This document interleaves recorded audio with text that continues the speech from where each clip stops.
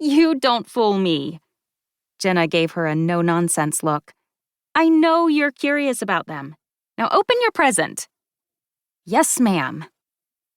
Rebecca dug into the bag and pulled out a heavy paperback book. On the cover was a black and white sketch of a dead tree looming over a misty cornfield. She tipped the book toward the streetlight and read the title, Heart-Stopping Heartland Hauntings. The letters shimmered and dripped with red, blood-like spatters. A delicious shiver crawled up her spine. Awesome! Look on the bright side, Jenna said. You've always wanted to see a ghost. An old farmhouse in the middle of nowhere is the perfect place. I guess. Rebecca mulled this over. She hadn't really thought of it that way.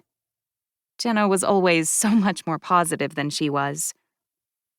The rumble of a loose tailpipe erupted, and a black car cruised along the street. Both girls shrank back, plastering themselves into the shadows. The car turned at the end of the block and headed to the alley behind the houses.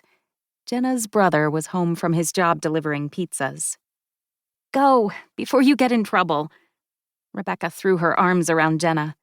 I'm going to miss you so much. I wish you were coming with me.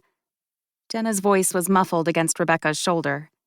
I can't believe the next time we see each other we'll be in junior high.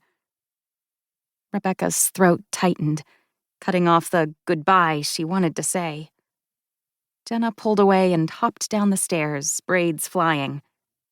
Rebecca watched through tears as her friend disappeared into the small brick bungalow next door. The upcoming 6 weeks were going to be the worst.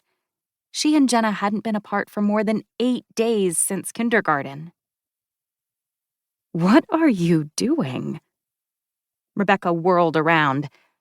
Mom stood in the doorway wrapped in a white bathrobe, her blonde hair in a messy ponytail, eyes sleepy behind crooked glasses. Nothing, Rebecca said. Jenna dropped off a present for me. She pulled the book to her chest, but it was too late.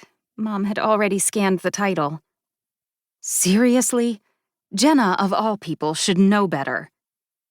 Mom crossed her arms. I thought you were over this ghost obsession. We do not need a repeat of last summer's fiasco. Rebecca lifted her chin. How are we supposed to know Mrs. Alvarado's son was in town? And why would he walk around an empty house with a flashlight in the middle of the night? Why would you try to break into a house to prove it was haunted? Mom shot back. She lifted a shaky hand and smoothed a flyaway wisp of hair from her eyes. I was absolutely terrified to get a call from the police at 2 a.m.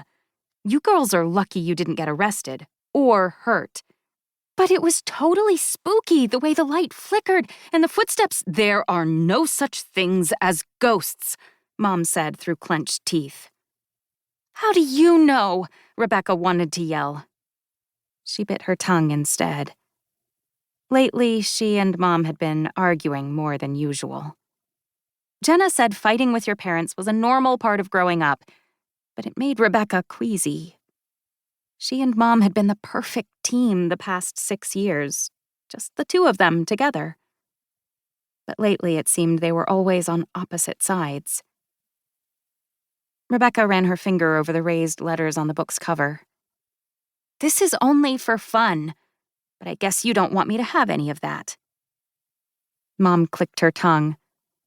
Honey, that's not true. She peered over the top of her glasses at Rebecca. Have you been crying? Not really. Rebecca ducked her head, letting her hair fall in a brown, curly curtain around her face. Oh, Co-Cap. Co-Cap was Mom's nickname for her, short for co-captain. She put her arm around Rebecca's shoulder and guided her into the house. I'm sorry you're not going with Jenna this summer. We just can't afford— I know, Rebecca sniffed, squirming with guilt. Mom always worried about money. It's fine. I promise when I get my raise next year, I'll send you to camp, okay? Rebecca nodded. When Mom got her PhD, she would make more money as a high school English teacher.